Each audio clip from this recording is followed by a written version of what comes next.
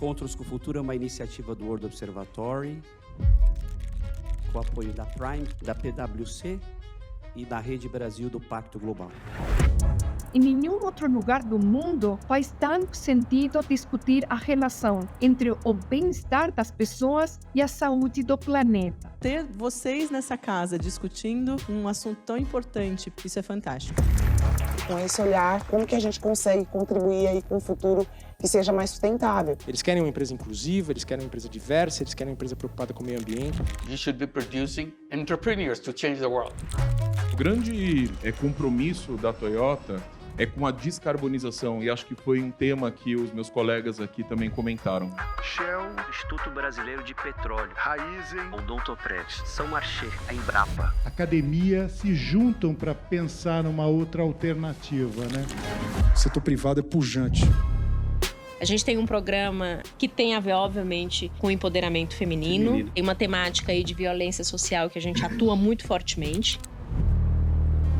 É um processo que exige uma solução rapidamente, em função do aquecimento global e das mudanças climáticas. And we need to start to educate people. So we created a more equal society, a more educated society. Da economia, sustentabilidade, do Pacto Global, parcerias. Eu acho que precisa de um incentivo das empresas privadas se unirem e do Sistema Único de Saúde, que é ultra beneficiado nisso, para ajudar nesse marketing setorial. Por que é tão simbólico trazer uma COP para o Brasil e para o coração da Amazônia? O Brasil é muito relevante para a questão da mudança climática. A gente tem essa missão de educar esse pensamento para a sustentabilidade. Encontros com o futuro. Oi, boa tarde. Obrigado pela presença de todos. Essa é uma conquista nossa. O Encontros com o Futuro começou aqui na SPM. Agradeço a Érica por acreditar no primeiro passo. A intenção é juntar o setor privado com a academia. Tudo o que a gente produz aqui é gravado e a gente distribui de forma ativa através dos parceiros e a gente encaminha para as 3.000 maiores empresas do Brasil. Então, a gente vai estar falando para um público muito maior e agora a gente está cedendo para TVs universitárias, comunitárias e TVs públicas também de todo o país. Então, é uma forma da gente contribuir com esses temas e procurar soluções. Deixa eu chamar para dar as boas-vindas a Denilde Oliveira, diretora acadêmica da SPM, que já aproveito para reforçar o agradecimento. E a minha chefe direta junto com a Érica. Oi, Denilde. Oi, boa tarde a todos e a todas. A chefe direta, só um detalhe. É um prazer para nós receber o evento, o Encontros com o Futuro. É uma iniciativa que eu agradeço muito ao Pedro e à Érica por terem iniciado e conduzirem tão bem todos esses debates. Um papel da universidade é fazer esse debate entre diferentes atores e se aproximar do setor privado, está no DNA da SPM. Então, para nós é sempre muito importante ter esse diálogo, conseguir avançar nas questões que são importantes hoje, não só no Brasil, como no mundo. E essa é uma temática que todos nós reconhecemos aqui, o quanto ela é relevante e o quanto o Brasil pode contribuir para ela.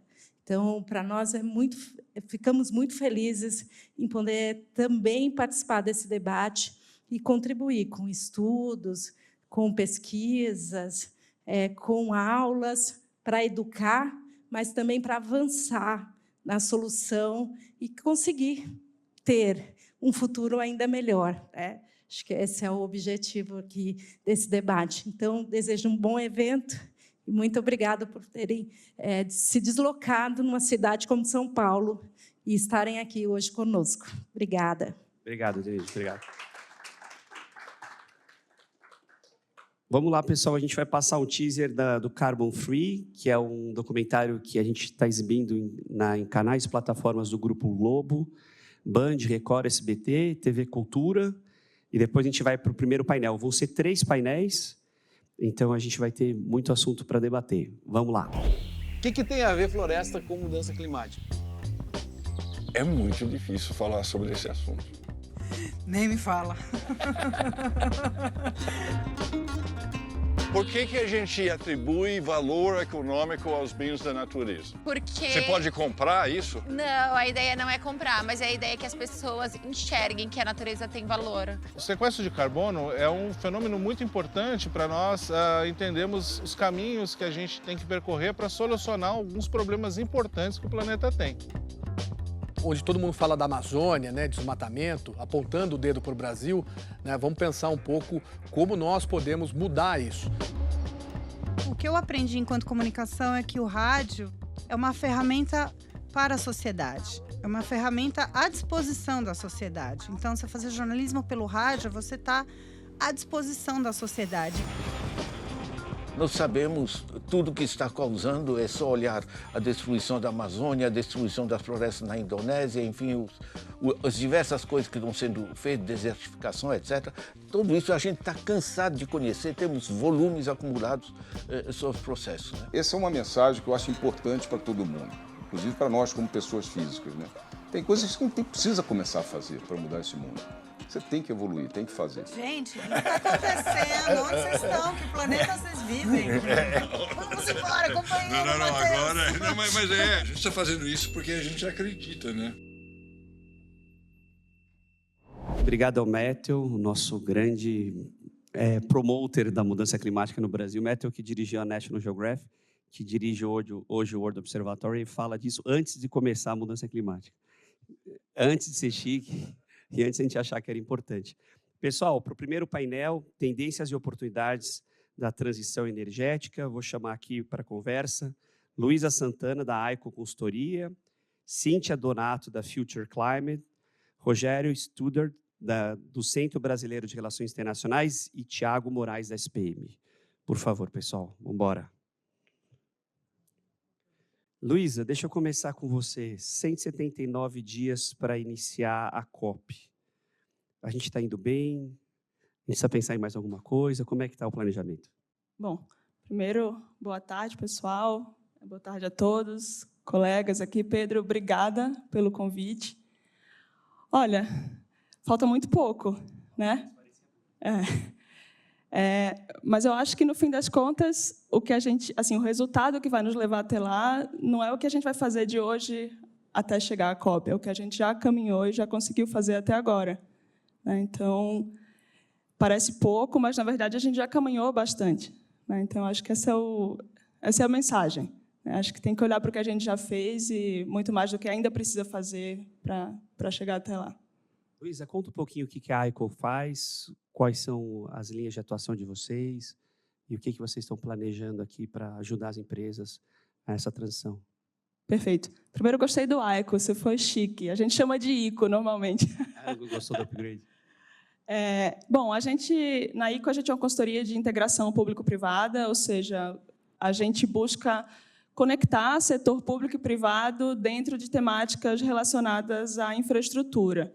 E aí isso com um foco muito grande em PPPs e concessões. Ou seja, a gente atua desde a etapa de planejamento dos projetos, modelagem desses projetos, até a gestão contratual, e aí nesses contratos que são contratos de longo prazo, né, entre poder público e privado, para setores diversos. Então, a gente tem atuado aí em rodovias, saneamento, ativos verdes, energia, enfim, uma miríade de temas, sempre com esse olhar de que o projeto ele tem que ser visto sob um olhar multidisciplinar. Então, na consultoria, a gente tem engenheiros, advogados, administradores, economistas. E, mais do que isso, tem que ser visto esse projeto como um vetor de desenvolvimento. E, aí, para isso, a gente precisa realmente desse olhar integrado e parceiro, realmente, do setor público e do setor privado para conseguir alavancar e desenvolver o nosso país. Deixa eu só abrir um pouco essa parte das PPPs. A gente, em Davos, em janeiro, a gente teve um anúncio que o mundo precisa de 3 a 5 trilhões de dólares pelos próximos anos, até 2050, para manter a temperatura abaixo de 1,5, que muitos já dizem que a gente ultrapassou, já está 1,7. E as PPPs são um modelo ideal para dar uma segurança jurídica para o investimento chegar. E a gente tem buracos em várias áreas, por exemplo, saneamento básico, que a gente precisa de um volume enorme de recursos, rodovias e outros pontos. Como é que está o marco legal aqui no Brasil? O que você coloca como principal case? Tem o marco do saneamento e outros que foram um bom direcionamento, um bom norte para o Brasil receber mais e mais e mais investimentos de fora. Esse momento é ideal, inclusive, para a gente trazer essa pauta, Pedro, porque a gente está agora falando sobre a reforma da Lei de Concessões. Acho que na semana passada, se eu não estou enganada, ela foi aprovada na Câmara e, como houve algumas mudanças, ela voltou para o Senado. Mas, enfim, a gente está realmente discutindo essas alterações e como é que a legislação pode ajudar realmente a alavancar. Mas aí, trazendo para o setor de saneamento, que você perguntou, e que é o meu queridinho do coração, que os outros não me escutem,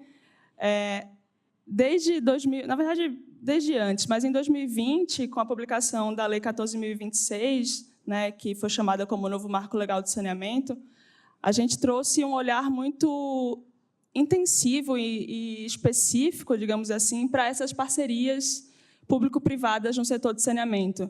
Porque aí, para dar um pouco de contexto histórico, não é o foco aqui, mas, historicamente falando, né, o saneamento ele é um serviço municipal, ou seja, o titular dele é o município, mas, historicamente, esses serviços foram prestados e ainda são por companhias estaduais de saneamento. Aqui em São Paulo, por exemplo, o caso da Sabesp, recém-privatizada.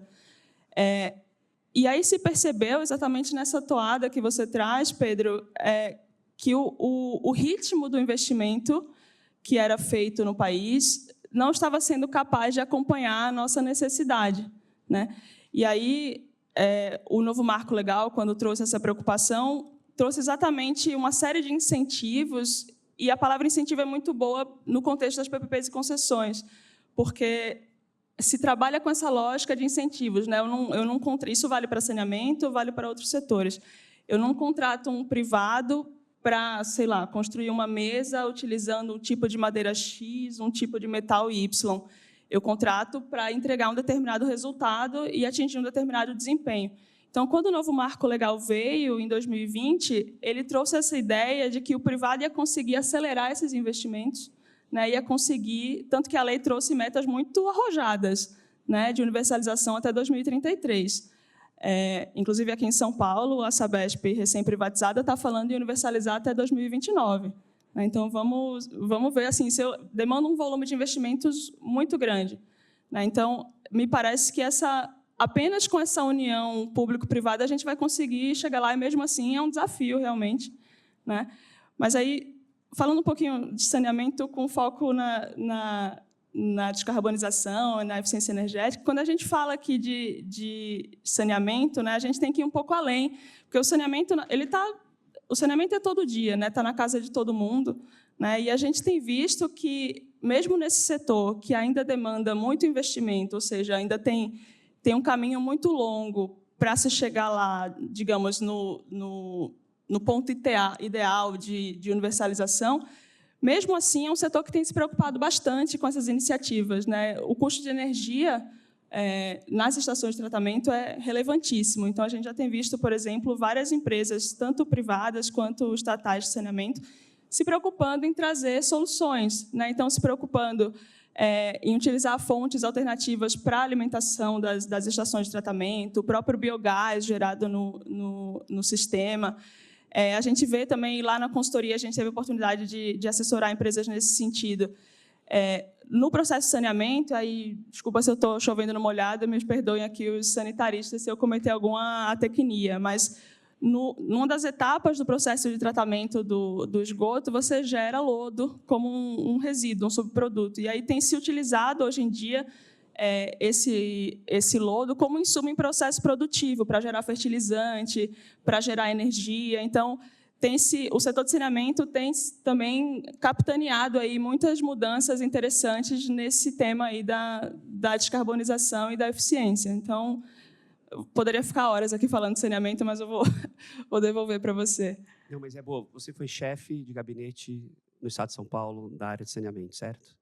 Da SP Águas, que é a agência de águas do Estado, ou seja, ela é responsável por outorgar o direito de uso de recurso hídrico, que, na verdade, ela se conecta com o saneamento, não é propriamente saneamento, mas ela A Sabesp, por exemplo, se ela for utilizar água, quando ela utiliza água, ela precisa pedir autorização, precisa pedir uma outorga, e no final das contas, não só a Sabesp, mas todos os prestadores, sejam públicos ou privados, quando terminam seus processos produtivos, devolvem o efluente no corpo hídrico, né? Então, isso também conecta o setor como um todo.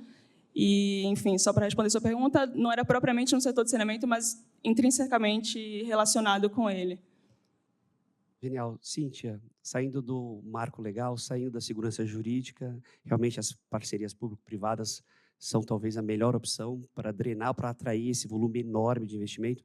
Conta um pouco do Future Climate, o que vocês fazem, o que vocês enxergam, por exemplo, de crédito de carbono, transição energética. Vamos lá. Obrigada pelo convite.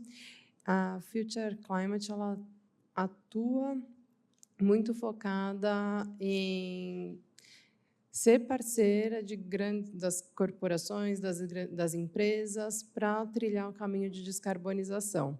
Então, nas mais diversas áreas, nos mais diversos setores, a gente também desenvolve projetos de carbono em reflorestamento, em manutenção de floresta em pé e energia renovável. Então, a energia renovável caminha junto com a gente desde o D0 da empresa. E o que a gente enxerga, acho que falar um pouquinho desse setor assim,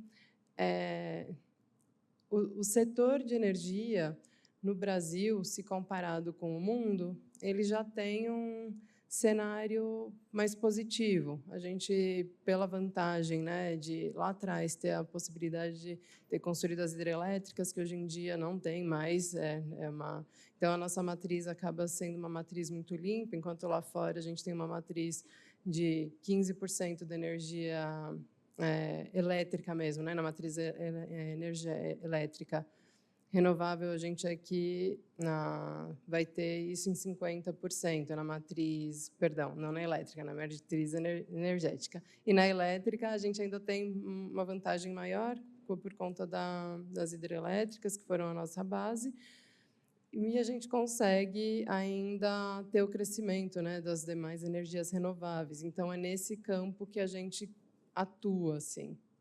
Cíntia, eu sei que a matriz energética do Brasil é boa, a gente poderia, assim como a gente leva a segurança alimentar para o mundo, a gente poderia ajudar na segurança energética. Saiu uma fala do ex-CEO do Google, que também foi apoiada pelo Fundo Monetário Internacional e pela Agência Internacional de Energia, que com a demanda da inteligência artificial, a demanda por energia vai triplicar até 2030, que é um negócio quase que impossível de imaginar, e que os países, inclusive os Estados Unidos, ele falava para o Congresso, teria que ter essa oferta vindo de energias renováveis ou não, o que é uma notícia muito ruim para combater a emissão de gases de efeito estufa. E o Brasil tem essa capacidade de atrair esses investimentos para que esses data centers fiquem aqui no Brasil. Você acha que essa, vamos dizer, essa vocação do Brasil a gente está aproveitando bem? E como é que uma empresa que quer ser mais competitiva sobre a ótica de pegada faz essa jornada? Como é que vocês entram nela e por onde vai? Evitando um greenwashing, por favor. Sim, o greenwashing a gente precisa sempre ficar muito atento, né? Tem que seguir nas melhores práticas possíveis. Mais perto. Perfeito. Então, com relação a essa mudança de paradigma, né, que a gente vai passar agora, e já está passando, eu estava até fazendo uma análise de dados novamente, até para vir aqui falar com vocês, e um estudo que tem do ano passado, que foi encomendado, então tem Banco Interamericano de Desenvolvimento, tem governo federal, diversos atores relevantes, e eles colocam lá uma projeção de aumento aumento na geração um tanto quanto conservador. Então, quando a gente ouve essas falas de que vai triplicar a demanda, eu sinto que o mundo inteiro vai estar parando agora para se preparar e reprojetar tudo. Nesses números que a gente tem, os mais recentes, né, que eu queria até comentar com vocês, há uma perspectiva de aumento nas energias renováveis eólica e solar, mas biomassa também, mas a gente acho que vai precisar reanalisar o que a gente tem para viabilizar esse crescimento. Entendo que o Brasil tem potencial, porque tem as premissas base a gente consegue atender. Então, se a gente quiser explorar mais eólicas, a gente tem onde explorar. Tem muitos países que têm dificuldade de ter o melhor local. Solar, a mesma situação. Energia a partir de biomassa, né? Mas entendo que quando a gente fala de um crescimento realmente que não estava projetado, eu acho que é um desafio que vai todo mundo parar agora e reorganizar a casa. Assim, poxa, nós tínhamos a perspectiva X, a gente vai ter que fazer X vezes alguma coisa. Eu acho que para responder isso só o Rogério. Rogério, você nos escuta bem? Rogério, escuto bem e gostei muito do que eu escutei, mas vamos lá. Rogério, puxa para a gente um pouco, uns 2 fóruns atrás a gente falou de finanças verdes e azuis. A resposta que realmente vale $1 milhão é como é que a gente atrai esse volume de investimento, como é que a gente dá segurança jurídica para isso e qual que é a oportunidade que o Brasil tem que não pode perder e se isso vai ser um pouco potencializado ou muito pela COP30. Conta para a gente o que você enxerga. Primeiramente, boa tarde, obrigado pelo convite, um prazer estar aqui com vocês para discutir, especialmente com o futuro, né? O Brasil precisa pensar o futuro, né? A gente há algum tempo pensa pouco o futuro e o futuro é muito desafiador, né? E o que as duas pessoas, se não me engano, Cláudia e Cíntia, me perdoem, eu não estou conseguindo ler todos os nomes aqui, falaram são coisas importantes a se refletir, né? Sobre você não consegue fazer nenhuma transição, nenhuma transformação sem investimentos, né? A gente precisa de investimentos de larga escala no mundo inteiro. E no Brasil, muito mais ainda. Por exemplo, pegando a questão do saneamento, a gente tem um atraso em relação à infraestrutura, de uma forma geral, e o saneamento, que é o que gera, em grande medida, o atraso da qualidade, da melhoria da qualidade de vida da população, mas também o atraso da competitividade. A gente tem um hiato de investimento a ser realizado.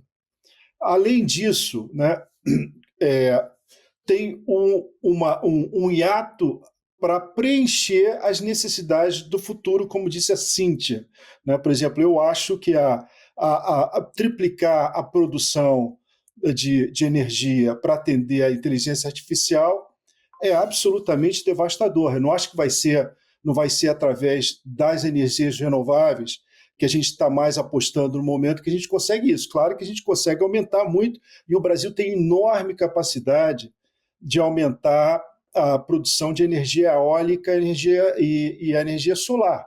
Pela nossa própria natureza, né, a gente tem essa capacidade, é só olhar o mapa do Brasil e ver onde você tem mais exposição solar e onde você tem maior captação eólica, é imbatível no mundo inteiro, né? Mas, mesmo assim, eu acho dubitável que o mundo, e eu não acho que o mundo deva fazê-lo, né, possa triplicar a oferta de energia para abastecer data center de inteligência artificial. Mesmo porque inteligência artificial é outro tema, é uma aposta, né?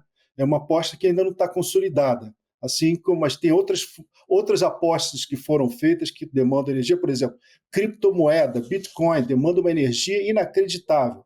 Mas vamos voltar à questão do financiamento. O Brasil tem, sim, investimentos que têm que ser feitos em relação ao passado, para fechar um hiato. Tem investimentos que têm que ser feitos para o futuro, não só para mitigação, mas um tema muito importante que eu gosto de repetir, para adaptação. A mudança climática está se acelerando de uma tal forma que, por exemplo, daqui a 30 anos, São Paulo vai ser inabitável, Rio de Janeiro vai ser inabitável, né? Você vai ter que fazer uma adaptação muito forte nas cidades, né? A agricultura no Pantanal vai ser muito ameaçada, né? As nossas capacidades de manter a nossa riqueza hídrica, se florada das florestas, né, vai ser ameaçada. Então, a gente tem que fazer um financiamento de adaptação significativo, e o que menos tem no mundo, no Brasil, sem falar nisso, né, é financiamento para adaptação. Bem, vamos agora entrar na questão do financiamento, né? Como é que tem sido feito o financiamento climático no mundo? Você tem pelo menos 3 modelos. O americano faz assim, se vocês já escutaram falar do Inflation Reduction Act, foi o maior investimento em infraestrutura sustentável na história dos Estados Unidos. Foi feito no governo Biden. Como é que foi feito aqui? Eu estou nos Estados Unidos, né? Você determina um plano de governo, você gera um orçamento, aloca um orçamento, e o governo financia esses investimentos, inclusive ajudando com subsídios a atrair o setor privado. Isso é muito importante, né? Por exemplo, investimento em carros elétricos. Você tem uma série de subsídios aqui. A Tesla tem um enorme subsídio para produzir carros elétricos, e o consumidor também, né? Quanto mais aumenta essa produção, mais subsídio aumenta, né? Você tem um modelo, por exemplo, europeu, em que você, na verdade, utiliza um híbrido, mas o híbrido é muito engraçado. Por exemplo, o mercado, existe uma taxa, o pessoal que acha que é um mercado de carbono, mas você tem uma taxação sobre o máximo de emissão de carbono das empresas. Os governos utilizam esse recurso para fazer investimento de descarbonização. E isso, evidentemente, o setor privado é convidado com investimento subsidiado, com financiamento muito subsidiado a fazer isso. O modelo chinês, então, é completamente diferente do que a gente que eu acho que a maioria do brasileiro imagina, né? Você tem um sistema integrado em que tem orçamento público, grandes bancos públicos e grandes empresas públicas chinesas que estão articulados para movimentar não só o financiamento da transição ecológica, mas também da criação de toda a indústria de tecnologia verde no mundo, né? Na China e também em grande parte do mundo, né? Então, estão fazendo um processo de transição muito acelerado. Eu acho que o Brasil vive um momento muito complicado, que eu queria chamar a atenção sobre isso, né? Por quê? Porque a gente tem um setor público que tem uma capacidade muito limitada de financiamento. Estou falando do federal, mas também estadual e municipal. Estadual e municipal nem se fala, né? É uma armadilha macrofinanceira que deixou a gente com recursos que são muito parcos para as necessidades de financiamento do passado, muito menos do futuro. E isso gera um outro problema, que é a atração de capital privado, né?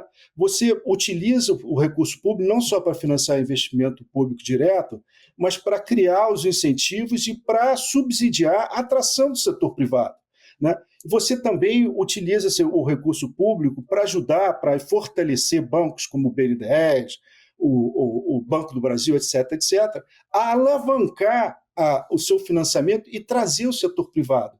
Então, a gente tem uma situação de limitação de financiamento público que leva também uma enorme limitação de atração de recursos privados. E qualquer executiva sabe, quando você pergunta, olha, eu vou fazer o investimento, tudo bem.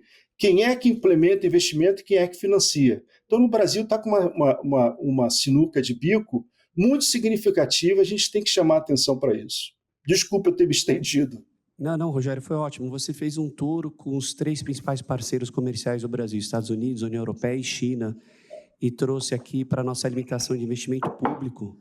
A Luísa comentou um pouco da importância das PPPs aqui no Brasil, que são uma das poucas saídas.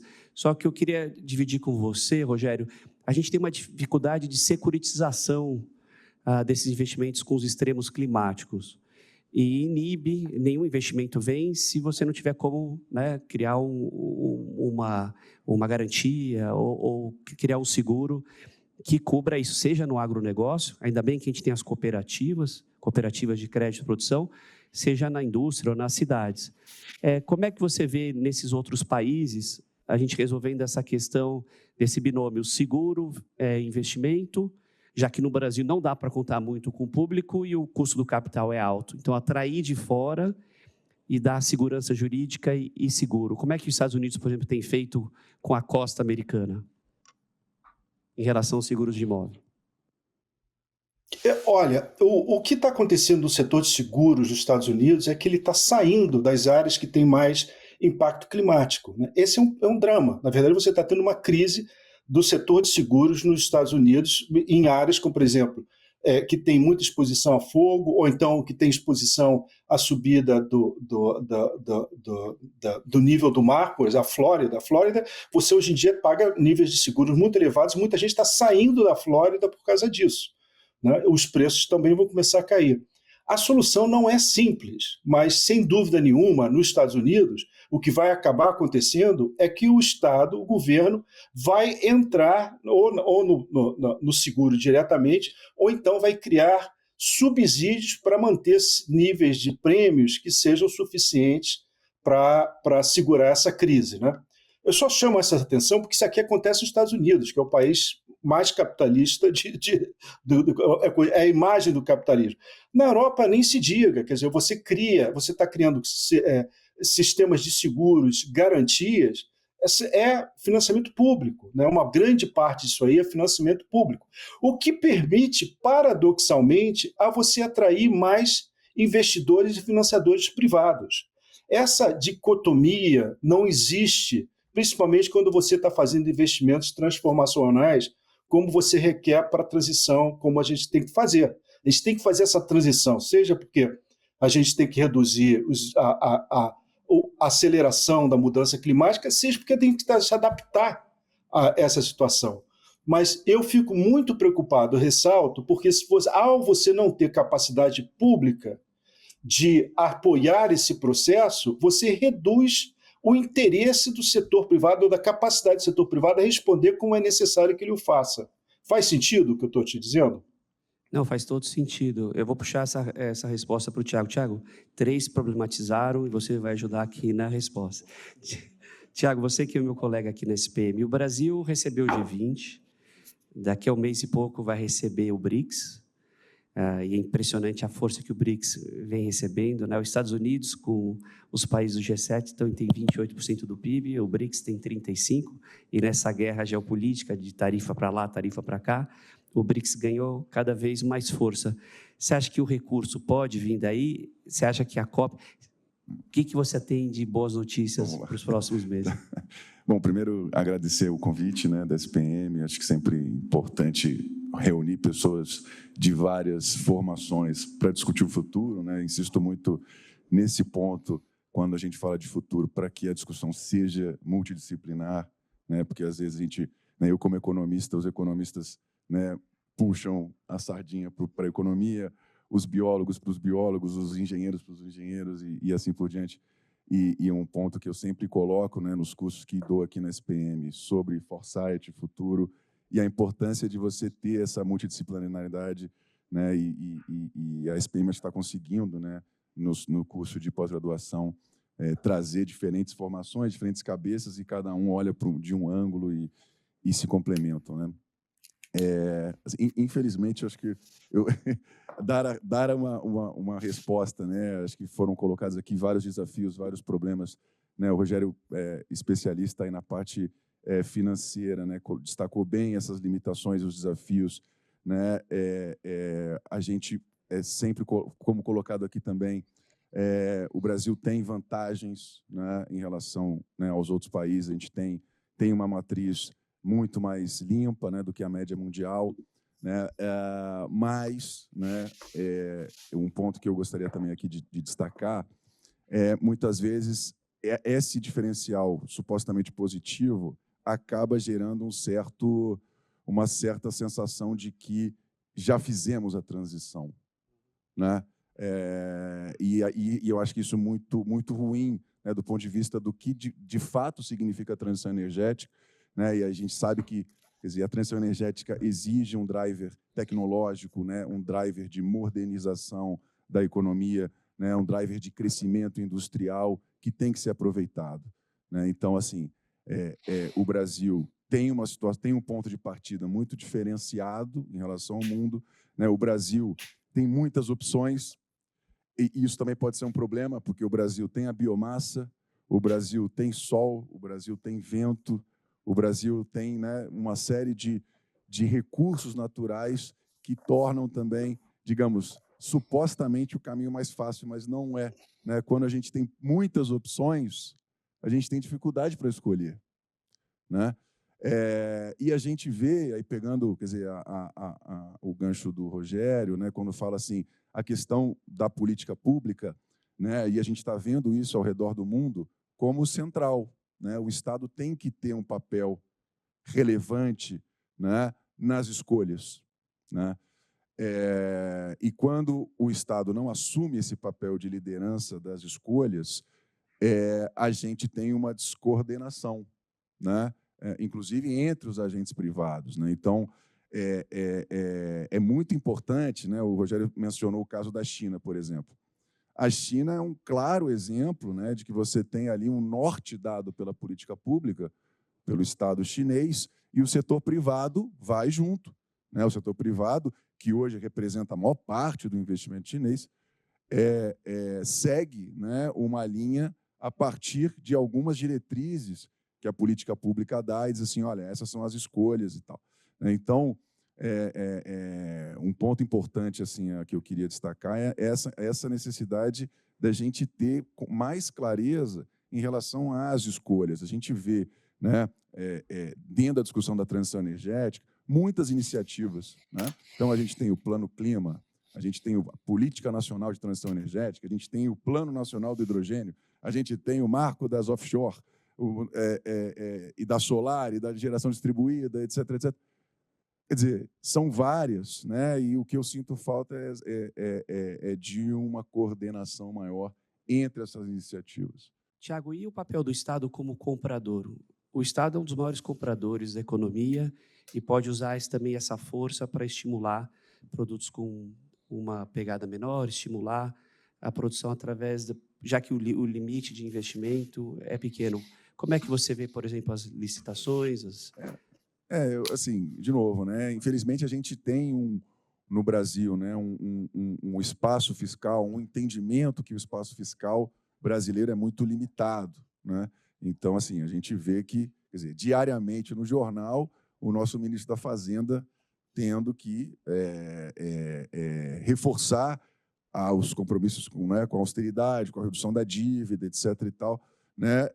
E obviamente que, quer dizer, é uma questão relevante, né? Mas que restringe muito o espaço, né, de usar instrumentos como esse, né? De usar o poder de compra do Estado, assim como, né, vinha fazendo os Estados Unidos com o IRA, como o Rogério mencionou, como a China faz há décadas, né? Europa também com um pacote de incentivos, né, no que eles chamam de Green Deal. Então, assim, a gente vê que de fato, né, para a gente conseguir, né, nessa intenção, né, de segurar o aquecimento global, né, a necessidade de acelerar certos processos, né, que o setor privado, digamos, levaria mais tempo para, né, uma redução de custos, etc. e tal, de maturidade tecnológica efetiva, e aí sim você precisa dessa ajuda estatal, né, desse subsídio, né, para poder acelerar, mas infelizmente assim não vejo no Brasil, quer dizer, essa ideia prosperar muito em função, né, das restrições fiscais e de redução de dívida que a gente tem. Legal, Tiago. Luísa, me ajuda aqui no meio copo cheio. Entre os BRICS, entre os países em desenvolvimento, o Brasil hoje realmente é a melhor opção. Guerra na Rússia, uma disputa geopolítica grande entre China e Estados Unidos, problema entre Índia e Paquistão. Ou seja, o Brasil, queira ou não, é um gigante estável, uma democracia estável, independente dos sobressaltos, e que tem uma série de carências, então oportunidades de investimento. O que você está enxergando que são os próximos passos para as PPPs? E no teu wish list, o que a gente deveria alcançar, por exemplo, para os próximos anos? Acho que essa é uma pergunta de $1 milhão, porque, como vocês bem trouxeram, tem um espaço e uma carência de investimento gigante. Você mencionou no começo o setor de saneamento, mas a gente vê isso em todos os outros setores da economia. É claro que tem uns mais ou menos maduros, mas, ainda assim, né, a gente é muito carente de investimento em infraestrutura. E, como eu falei, não o ideal, mas esse caminho ele passa necessariamente por essa união de forças, já que trouxe bem o Tiago. O Estado não consegue sozinho, né, fazer esse investimento, enfim, de forma significativa. É difícil arriscar um palpite único. A gente tem visto hoje, no setor de infraestrutura, de uma forma geral, muita oportunidade no saneamento, como eu já falei, mas tentando também trazer outros exemplos e pegando um pouco aqui do gancho das discussões aqui do Rogério e do Tiago em relação ao desafio que é, né, de financiar esses projetos e de como trazê-los de forma segura para o investidor. Dá um exemplo no setor de rodovias. Aqui no estado de São Paulo, a gente tem um programa de concessão rodoviária muito pujante, né? Metade, mais ou menos, da malha do estado é concedida, mas a gente pode olhar também para outros exemplos muito bacanas. E aí eu queria trazer aqui o caso de Mato Grosso, por exemplo. Lá na ICO, a gente teve a oportunidade de assessorar o estado no programa de concessões rodoviárias deles. E aí tem 2 pontos que eu queria destacar aqui. O primeiro que, claro, existem iniciativas de concessão rodoviária que demandam algum pagamento do estado. A gente chama isso de concessão patrocinada, né, em que o privado ele se financia por meio... Se financia não, o serviço ele é custeado por meio de tarifa e pagamento do poder público. Mas, em geral, na maior parte dos casos, a gente consegue fazer bons projetos de concessão rodoviária sem custeio estatal, né? O privado recebe as tarifas. E bom, voltando ao caso aqui de Mato Grosso, né, recentemente, agora no mês de março, foram a leilão 4 lotes de concessões rodoviárias que a gente teve a oportunidade de modelar. E a gente trouxe uma questão interessante nesses projetos que eu acho que conversa um pouco com o que o Rogério e o Tiago trouxeram. Quando a gente fala em investimento, isso está muito associado a risco, né, do ponto de vista do investidor. E aí, quando a gente fala no mercado securitário, da mesma forma, né? Se eu não tenho um dimensionamento adequado do risco daquele projeto, obviamente ele vai se tornar mais caro, muitas vezes até inviável do ponto de vista ou do financiador ou do segurador. E aí a gente trouxe um mecanismo interessante nesse contrato que a gente tem também visto em outras oportunidades, que é você... Pensando aqui no risco climático, por exemplo, né? A gente viu o caso aí do Rio Grande do Sul, por exemplo, em que operações inteiras de concessões ficaram paradas por meses. O caso, por exemplo, do aeroporto, né, de Porto Alegre. E aí, bom, a gente não pode impedir totalmente o que a gente falou, né, de mitigação e adaptação, né? Eu não posso impedir totalmente que eventos climáticos aconteçam, muito embora eu possa me preparar para eles, etc. Mas os contratos podem também ajudar nesse sentido. Então, lá a gente trouxe um mecanismo bem interessante de vincular parcela dessa receita que é gerada no projeto, e aí a gente criou toda uma estrutura de contas vinculadas, né, como escrow accounts, que você consegue destinar especificamente, meio que carimbar uma parcela daquele recurso para investimento em resiliência climática, né? Então, eu acho que mecanismos dessa natureza ajudam, tanto do ponto de vista da segurança do investidor, do ponto de vista do mercado securitário, que ainda está entendendo, né, como é que se financia esse tipo, como é que se segura esse tipo de cenário, ainda é muito novo, né? Mas, voltando para a sua pergunta original, eu acho que tem oportunidades em todos os setores. Eu acho que o grande ponto é que a gente fala aqui de resiliência, eu acho que ela tem que ser entendida como uma premissa e como uma diretriz em todos os setores, e aí, observando-se isso, eu acho que a gente tem oportunidades enormes. Cíntia, nessa linha de oportunidades que a Luísa trouxe, um ponto que a gente não comentou é o crédito carbono, regeneração de biomas. O Brasil, nisso, é a vedete do mundo. A gente tem uma preocupação legítima pela nossa Amazônia, além dos outros biomas, como foi comentado aqui, a questão do Pantanal. Todos estão integrados, mas a Amazônia está perto de um ponto de não retorno, que o cientista, o climatologista Carlos Nobre, estima entre 20% e 25% de desmatamento, e a gente está próximo de 20%. E ninguém quer testar, né, Mettel? Ninguém quer testar se a teoria está certa ou errada.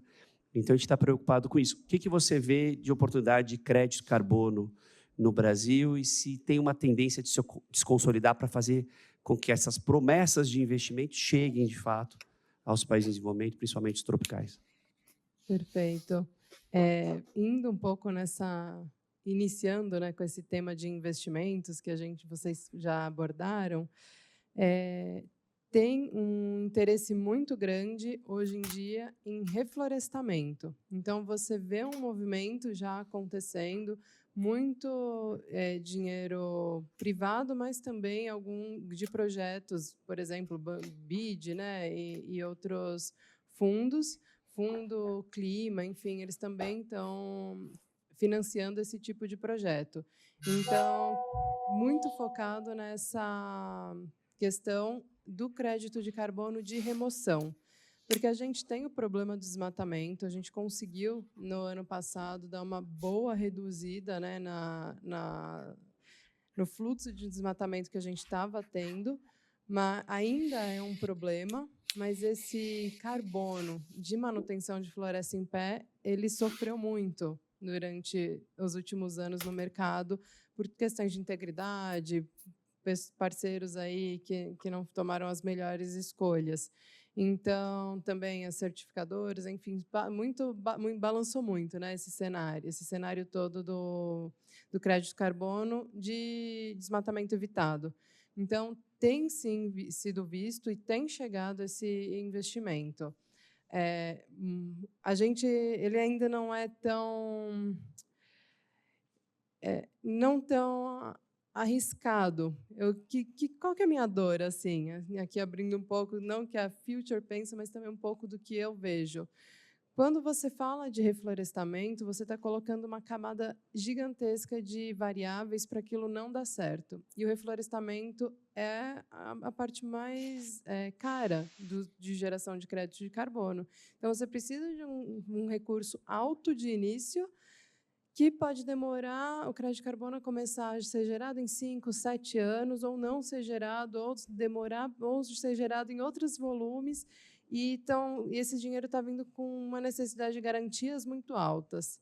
Então, isso também eu acho que eu estou enxergando como um ponto que segura um pouco a agenda. O dinheiro está aí, mas estão querendo um nível de segurança que eu acho que ainda não tem como garantir, mas eu vejo que esse movimento está acontecendo. Não, que bom. Cíntia, para fechar, Rogério, diz para a gente a visão internacional. Em Davos, o secretário-geral, Antônio Guterres, disse desse recuo dos bancos e dos fundos de investimento, inclusive chamou eles de covardes, e de falta de visão de futuro e visão de ciência, quanto a apoiar ações para redução de emissão de carbono e estimular, fomentar novas iniciativas e a ciência de base. O que você vê de apetite internacional que deve chegar aqui para o Brasil, estimulado ou não pela COP30, mas com base nas nossas vocações? Se apostaria no quê para os próximos anos? É hidrogênio verde, é mais investimento em renováveis, é transformação de setores industriais? O que você enxerga? É uma pergunta complexa, mas eu vou tentar ser o mais sucinto possível. Primeiro, estou totalmente de acordo com o que falou a Luísa e a Cíntia sobre os desafios que a gente está enfrentando, né? E sobre por exemplo, você tem um potencial muito, muito grande de mercado de crédito de carbono. Eu estou tentando focar isso aqui, é o que eu estou querendo mostrar. Eu queria dizer uma coisa que é anterior ao que eu vou dizer agora. Pode parecer um pouco pessimista o que eu falei, né? Mas não é de forma alguma. O Brasil tem um potencial inacreditável de aproveitar uma transição ecológica a nível nacional e a nível global. Porque a nível nacional, a gente não só tem o capital, o patrimônio natural necessário para fazer uma rápida transição ecológica. A gente não precisa muito para fazer isso. Na verdade, o Brasil, por exemplo, para descarbonizar, basta ter um controle do uso da terra, evitar o desmatamento para descarbonizar, né?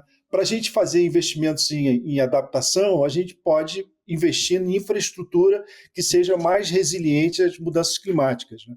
A gente também tem um setor privado extremamente inovador, né, que está acostumado a viver no sufoco, essa que é a realidade.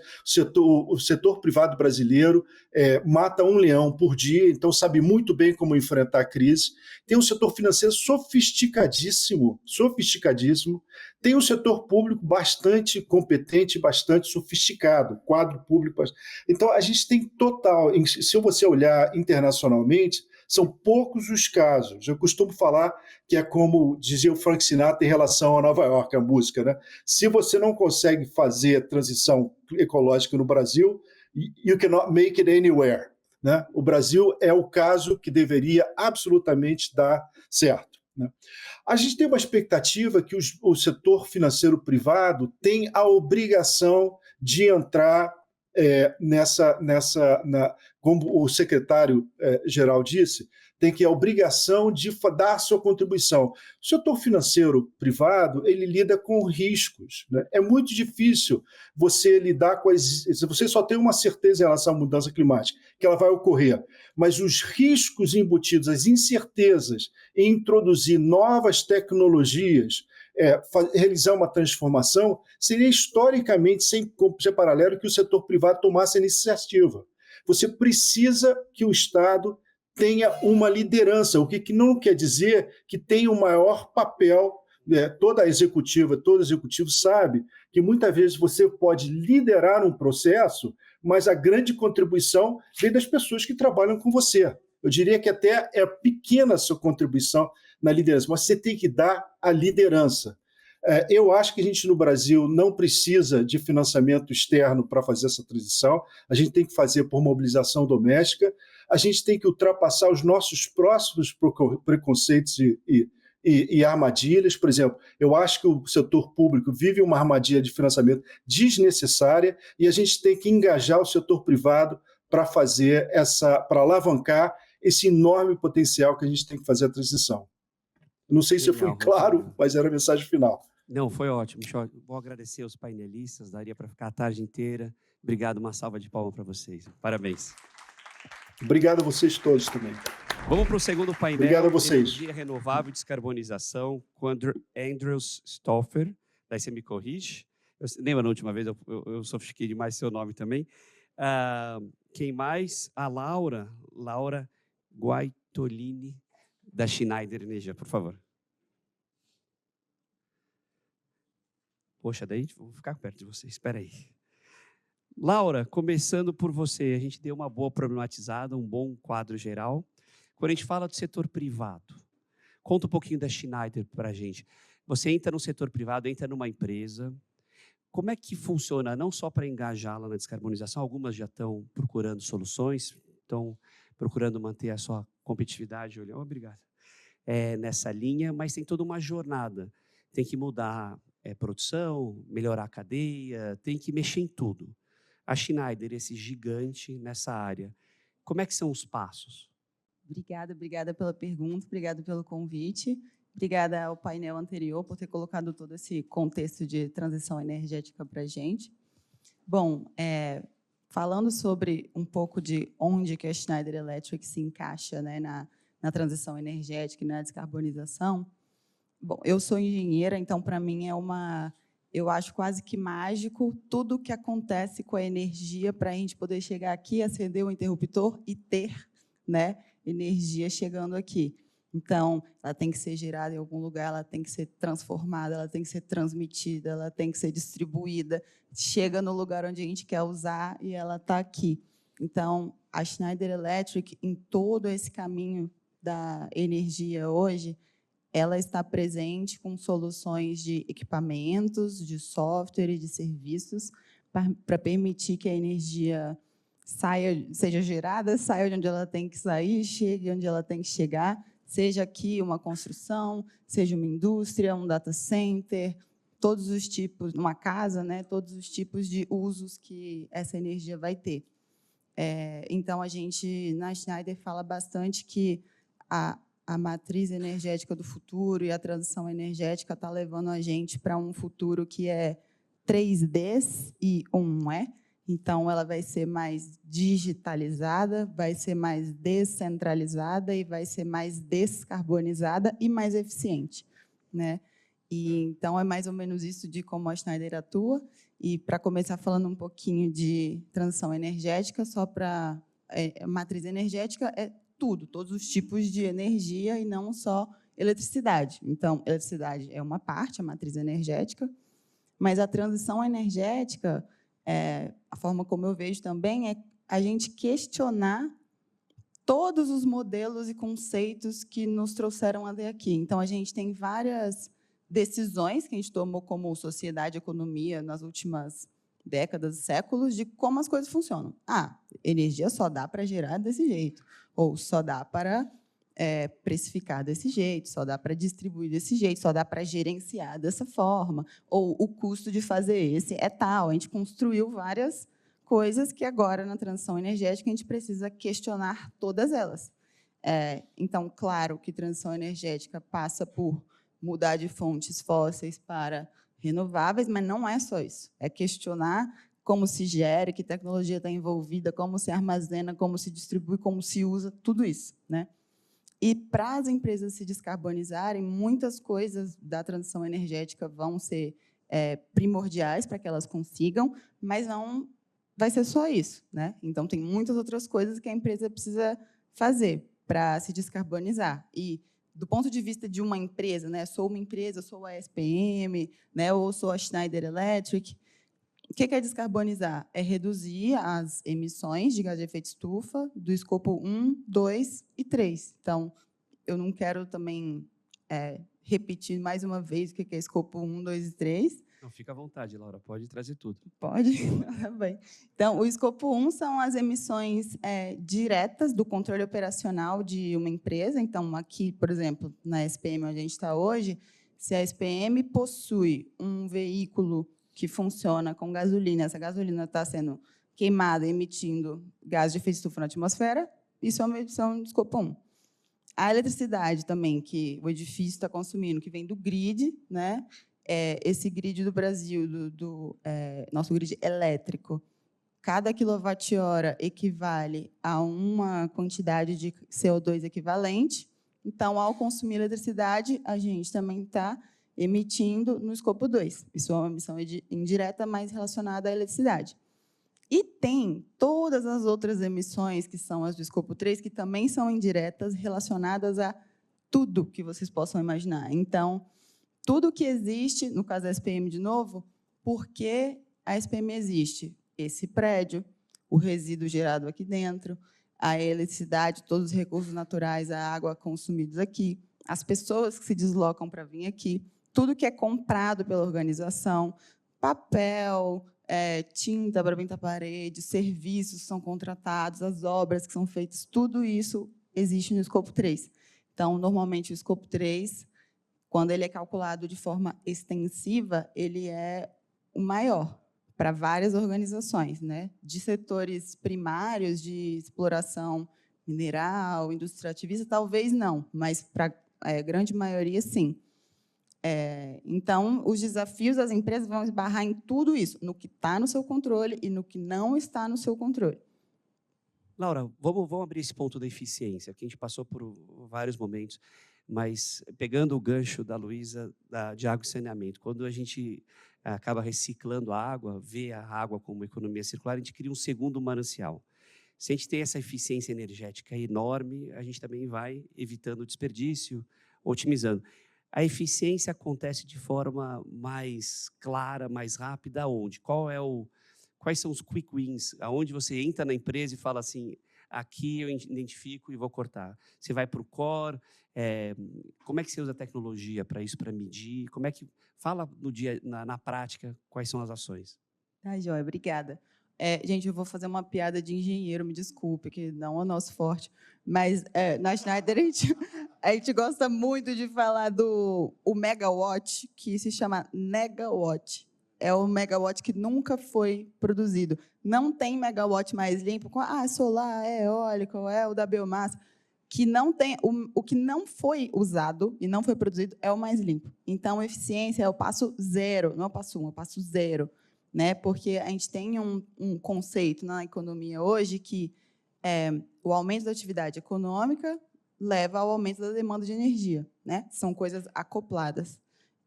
E uma das coisas da transição energética é que a gente precisa desacoplar crescimento econômico de uso de recursos naturais e de uso de eletricidade, por exemplo. Então, eficiência é um fator chave para que isso aconteça. Primeiro, então, saber de onde está vindo os consumos e de onde que está acontecendo, quem é o vilão, né? Então, não é possível dizer, faça isso, a bala de prata. Se você fizer essa coisa X, vai resolver o seu problema de eficiência. Com certeza é a caldeira, ou com certeza é a parte de iluminação. A gente precisa de ter dados, né, fiéis e que nos dê informação precisa de onde que estão esses consumos e onde, então, que são as prioridades para a atuação.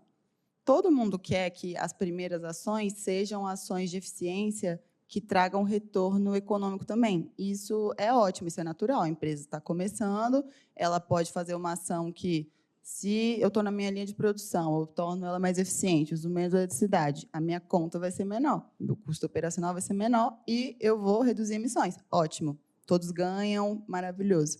Mas não tem como parar aí. Tem coisas que não vão trazer um ROI positivo ou vão trazer um ROI mais longo, que todas vão ter que ser feitas. Então, essas ações pode-se começar por esses ganhos de eficiência que estão na cara, né? Que a gente só vai saber quem são quando a gente for lá e medir e conhecer todos eles. E alguns, preferencialmente, para começar antes, para ir gerar um fluxo de caixa positivo, para reinvestir, para deixar todo mundo animado, mas não são todas as ações que vão ser assim, né?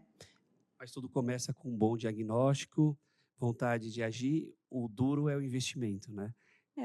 Mas ele se paga ao longo.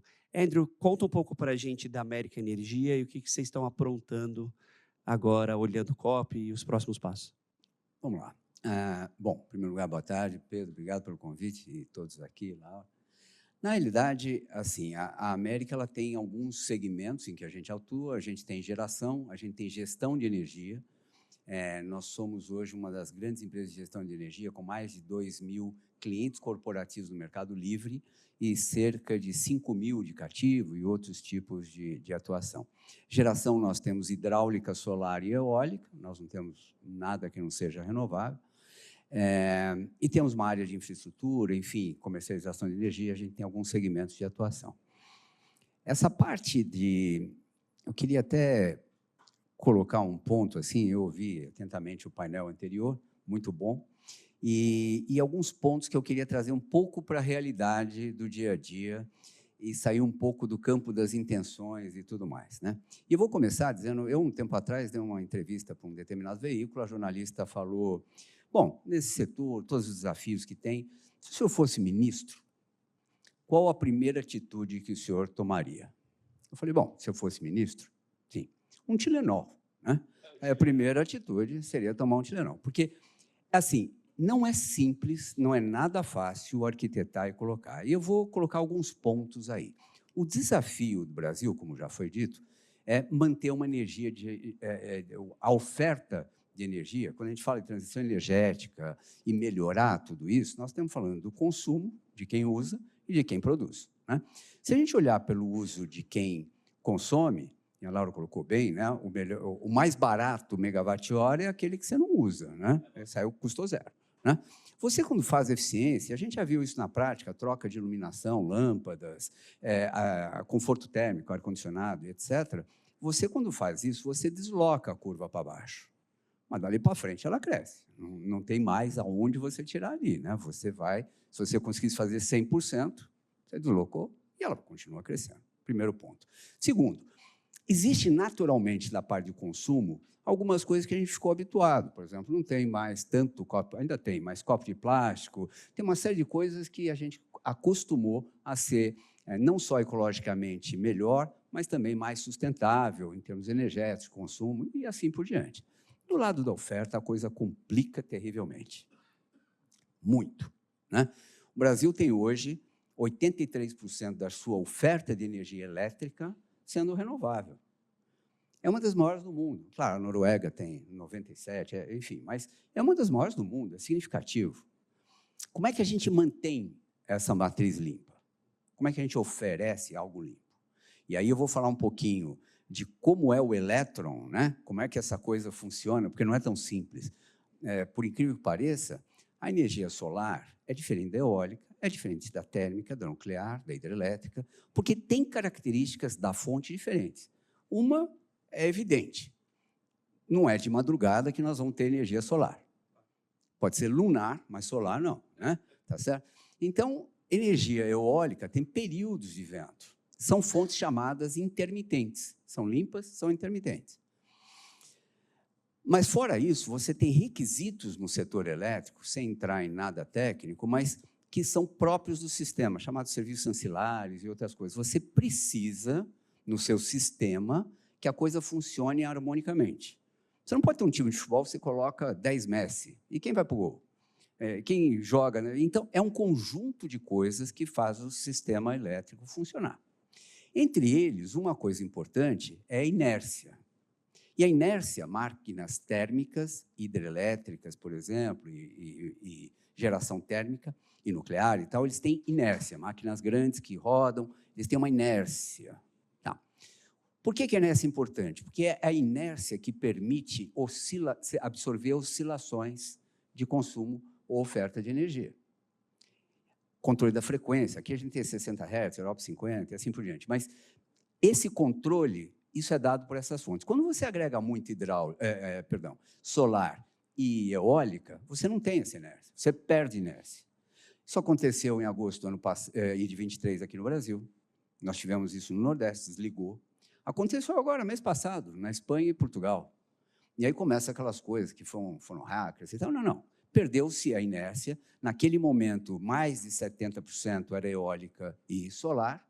Uma pequena flutuação não absorveu, o sistema vai desligando e dá o problema que deu. Então, esses são exemplos, mas tem vários outros que são necessários você compor essas fontes. Por isso que, quando tem um direcionamento e o governo dá essa diretriz, através da EPE, ela recomenda ao Ministério, quando faz leilões, né, para o mercado cativo, ela fala, olha, compra um pouco disso, um pouco daquilo. E quando a gente pega pessoas que não são afetas ao setor, fala, mas é um absurdo. Podia comprar R$150 megawatt-hora de eólica, mas comprou 300 de hidrelétrica, ou vai botar uma térmica, mas da onde? É porque precisa, senão o sistema não funciona. E quando a gente fala não funciona, a gente tem que entregar confiabilidade junto com a economia, né?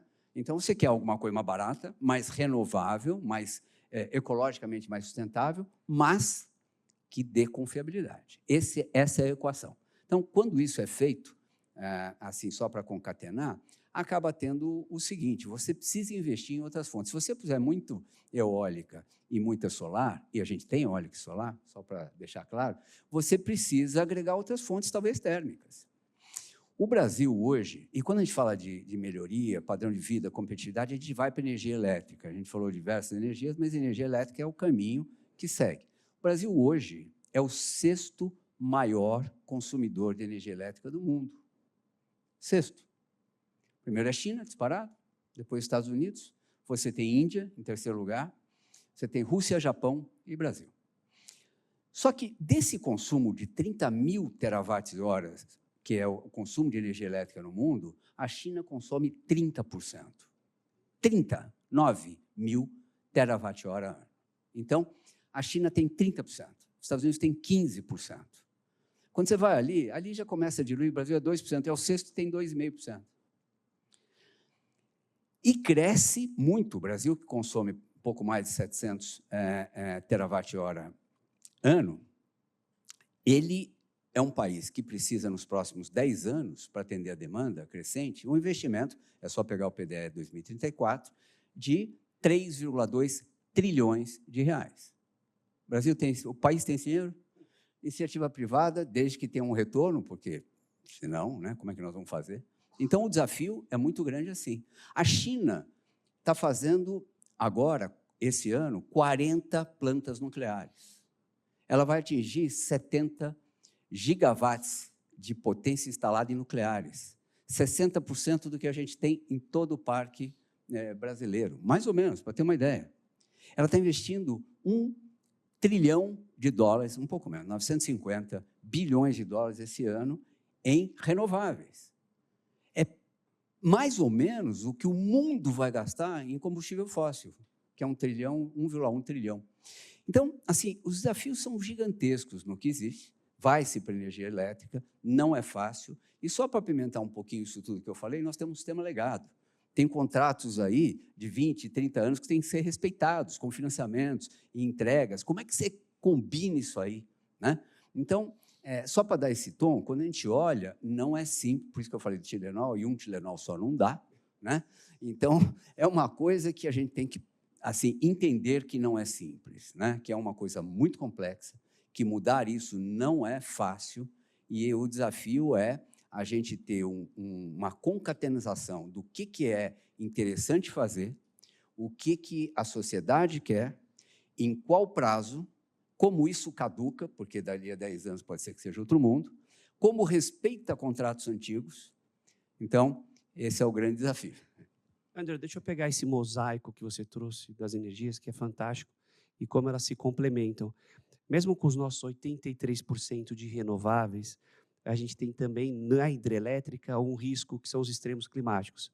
Às vezes chove, às vezes não chove, às vezes chove demais. Quando a gente tem essas variáveis, eu sei que não é fácil a resposta, mas que outras tecnologias teriam que vir de forma complementar, por exemplo, para tornar as renováveis solar e eólicas mais confiáveis e que apoiem mais a hidrelétrica nesses momentos. A gente tem investimentos altos, por exemplo, em baterias. As empresas, é uma saída, é algo... A gente vê na Suíça eles subindo reservatórios de água para recuperar à noite, baterias de areia aparecendo no norte da Europa. O que o Brasil está desenvolvendo? Bateria está nesse jogo ou não é nessa escala? Você tem bateria só de areia, por exemplo, em Marrocos, né? Tem plantas de 100 megawatts lá que você aquece a areia e depois devolve isso aí. Você tem algumas tecnologias, mas são caras. Ainda o retorno econômico, a gente tem que considerar o retorno econômico, né? Então, são muito caros. Mesmo na Europa, você tem, por exemplo, Áustria e Alemanha, na divisa ali, você tem um reservatório na Áustria que a Alemanha, quando tem excesso, manda para lá, e eles armazenam na parte hidráulica e devolve quando precisa, né? E cobram pela armazenagem, pelo tráfego. É um negócio interessante. Então, agora, você pega a Alemanha tem uma matriz limpa, ela tem 60% renovável. A França tem 67% de nuclear. Os Estados Unidos têm ali aproximadamente 60% de gás, combustíveis fósseis, etc. Então, quando você pega as matrizes assim, a China, com tudo que ela está fazendo, ela tem 40% de renováveis, e olha que cresceu muito, e 60% de carvão, que é um horror, né? Então, assim, os desafios são grandes. Todos estão preocupados com bateria é uma... Porque as hidráulicas eram uma bateria, né? Você tem os reservatórios. Isso aí perdeu o fôlego. O pulmão ficou pequeno, é como se fizesse, eu sempre falo isso, um prédio com uma caixa d'água. Então, a gente tem um reservatório, faltou água na rua, não tem problema. Aí você faz 7 torres em volta usando o mesmo reservatório. Aí acabou a água, meia hora, sai, porque não vai ter jeito. Chama um caminhão-pipa, que sai caro. Então, esse é mais ou menos o que é. E na hidrelétrica, como você falou das mudanças climáticas, é isso mesmo, sem entrar no mérito, por que muda, como muda, quando muda, de que intensidade muda, mas é um fato, muda. E aí você tem uma dependência hidráulica com reservatórios que já não atendem todo aquilo que a gente imaginava, um plurianual de 5 anos, agora é meio anual, e olhe lá. E tem ano que pode sobrar muito e tem ano que vai faltar. Com um agravante. Quando a gente fala de água, e num país como o Brasil, você pega no que eu citei, água de degelo, é uma outra coisa e tal. A Áustria também. Quando você pega no Brasil, você tem uma coisa de chuva, o regime de chuva e os rios. Aí a gente fala, beleza. Qual é a prioridade do uso da água, né? Aqui foi colocado até isso daí, né? Dessa evolução do uso da água, e tal. É consumo humano, né? Então, você tem um aumento do consumo humano, eu preciso tirar essa água. Depois eu tenho o uso para semoventes, gado e tal. Tem o uso de irrigação, que vai um pouco e volta menos, né? E assim por diante. Esse uso consultivo, em mais intensidade ou não, ele tem que ser pesado. Isso você vai tirando. Aí alguém que recebeu uma outorga de água de uma hidrelétrica por 20 anos. Passou 10, fala, já não tem mais a mesma água. Porque alguém precisou usar. alguém captou. Então, assim, é um desafio grande. Claro que você tem ali um caminho que o mundo está caminhando, que é para nucleares. A Alemanha decidiu que nuclear é verde. Porque, veja bem, né?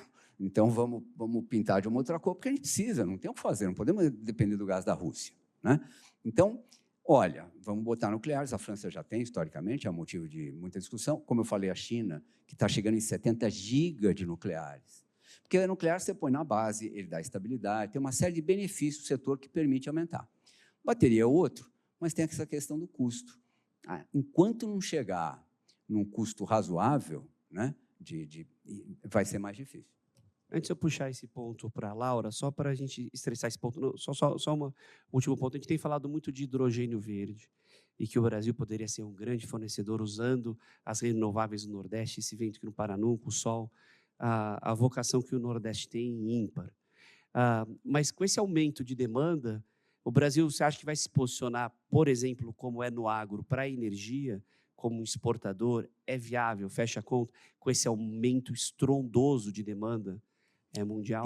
Tem um potencial para o hidrogênio verde, só lembrando a todo mundo, né? Você tem vários tipos de hidrogênio, né? Hidrogênio preto, azul e tal. O verde é aquele que você, para produzir o hidrogênio, usou uma fonte limpa, né? Só, né? Eólica, por exemplo, ou solar, que são os maiores candidatos.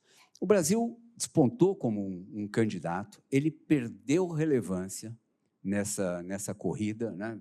Diminuiu, não que ele não seja ainda, mas ele diminuiu um pouco para outros países. Canadá, por exemplo, é um deles, como fornecedor. Então, a equação acaba sendo assim: o quanto é isso, o quanto é o transporte, quanto isso vai custar para chegar no consumo, né, para a Alemanha, por exemplo, que é um grande interessado, e tal. Os estudos mais recentes dizem o seguinte: se a gente conseguisse combinar não uma planta de hidrogênio verde no Nordeste, que já vai direto e tal, mas talvez no Centro-Oeste brasileiro, porque um dos subprodutos é fertilizante, e a gente tem isso da Ucrânia, né, majoritariamente, que é um grande problema, e tal, de custo e tudo mais. Se a gente conseguir levar isso para o Centro-Oeste e ficar perto do uso desse fertilizante, de repente a soma desses fatores pode ser muito interessante na viabilização do hidrogênio verde. Mas ainda é um estudo, tem um potencial, é intensivo de capital, a energia tem esse porém, né? É muito intensivo de capital, e a gente falou aí de eventual sobra, tal. Vamos lembrar que juro também não adianta nada, não está ajudando para alguém investir, né? Mas é uma possibilidade. Laura, para fechar, eu acho que nesse quadro que a gente pintou, economizar, otimizar, ter uma maior eficiência é sine qua non. Quais são os fatores que aceleram, e claro que o bolso é um deles, e quais são os que travam a descarbonização da empresa através da eficiência energética? Quando você está dentro da empresa, o que você vê que às vezes trava?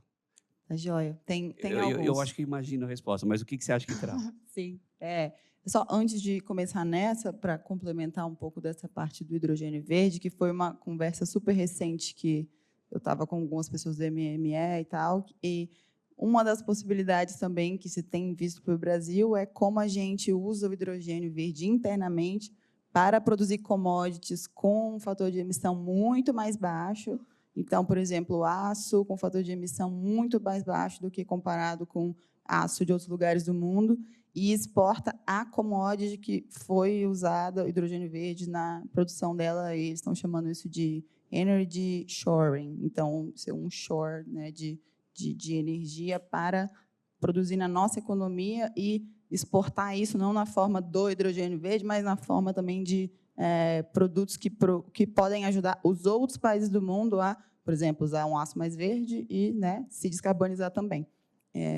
Mas, então, sobre fatores que aceleram ou travam, eu vou sair um pouco da tecnologia agora e vou voltar para a parte de visão, inovação e parcerias. Porque o primeiro passo é se a empresa não tem uma visão clara de por que ela está fazendo isso, por que é importante, ela vai se perder, ela vai ficar travada, ela não vai avançar na jornada dela.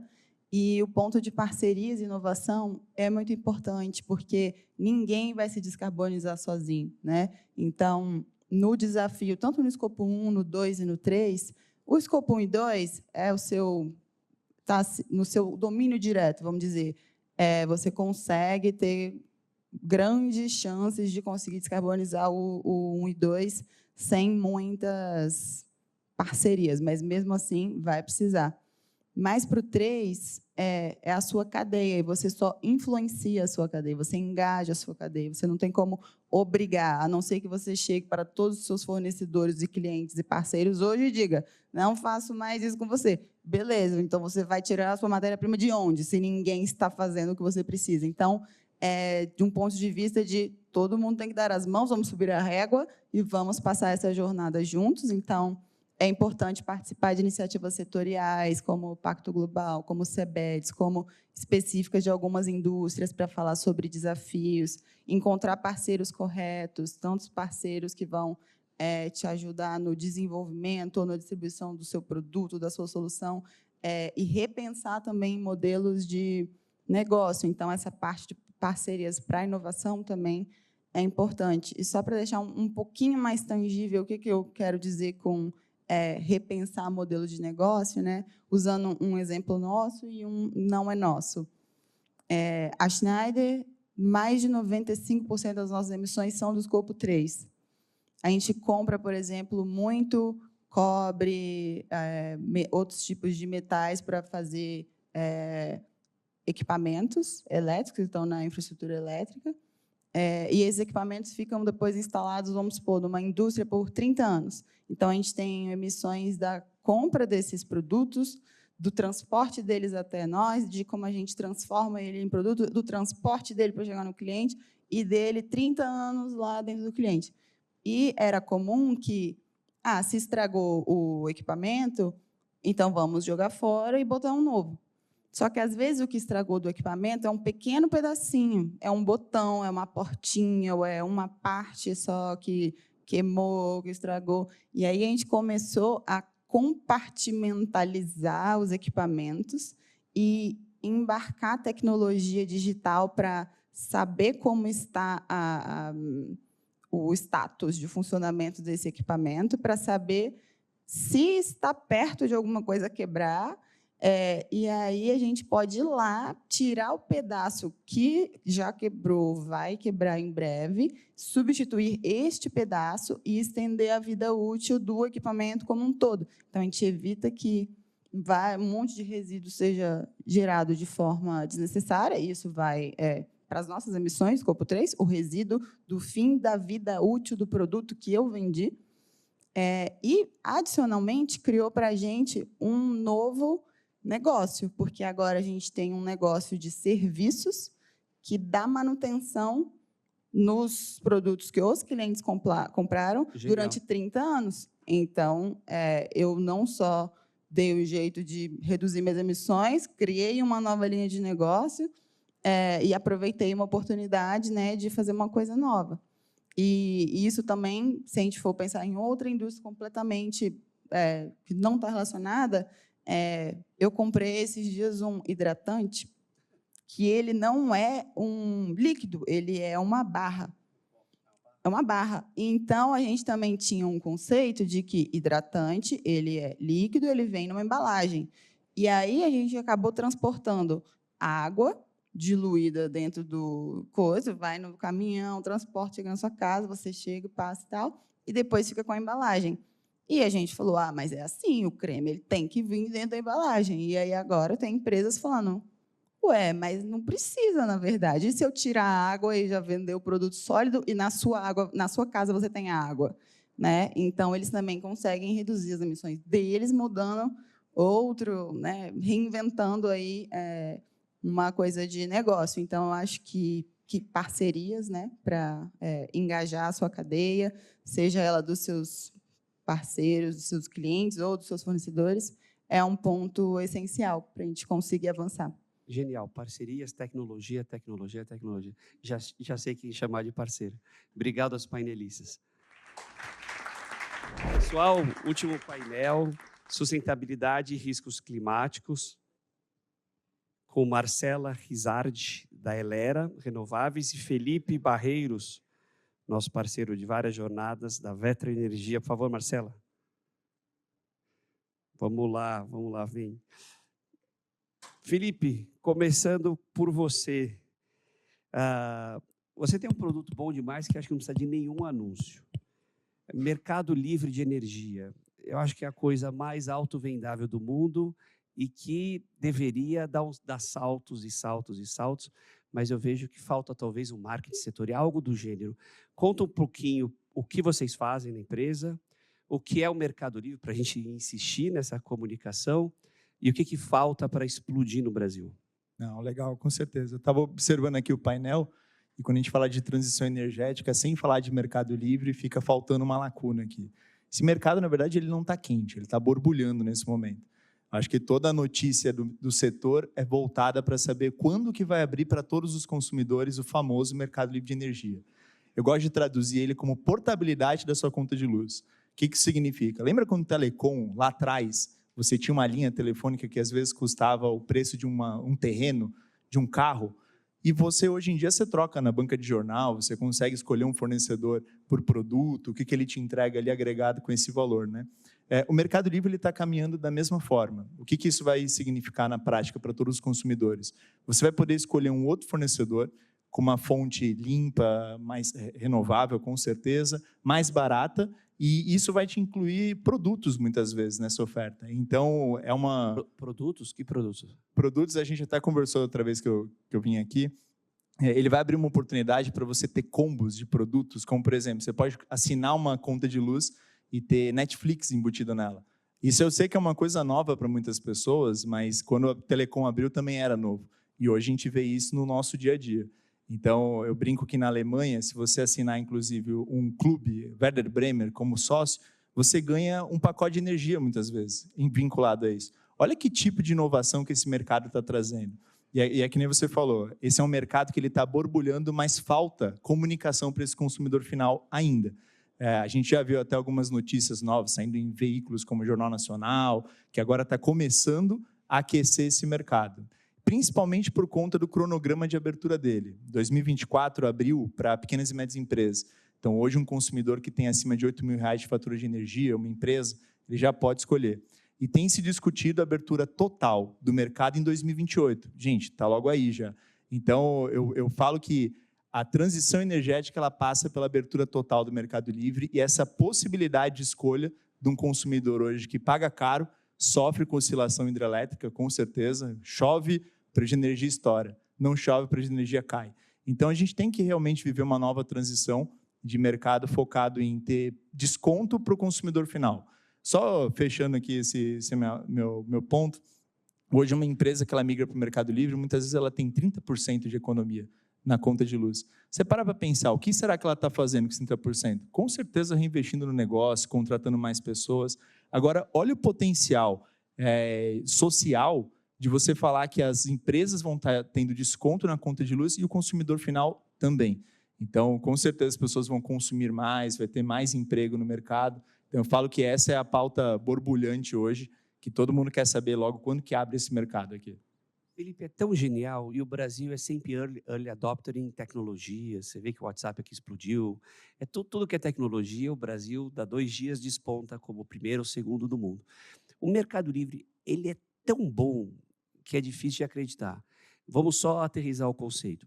Eu tenho uma micro e pequena empresa, eu vou lá, escolho o meu fornecedor, meu fornecedor traz energia renovável, pode ter fornecedores que usam ou não usam, eu tenho um preço estável, então não tem oscilação, por exemplo, das distribuidoras ou das fornecedoras tradicionais que estão ali no chove, não chove, e eu tenho economia nisso.